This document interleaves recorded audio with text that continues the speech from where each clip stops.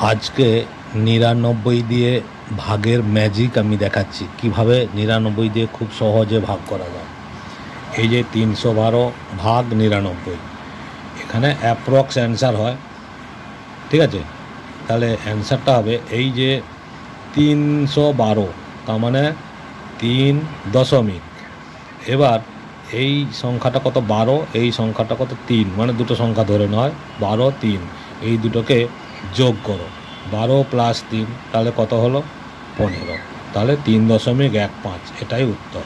ঠিক একইভাবে দেখো ৪৩৮ ভাগ ৯৯, তাহলে এটা হবে কত ৪ দশমিক, এই যে ৩৮ আর ৪ যোগ করলে কত হয়, ৩৮ আর ৪ হচ্ছে ৪২, ঠিক আছে। তাহলে কিন্তু এইভাবে খুব সহজে ৯৯ দিয়ে ভাগ করা হয়। ওকে।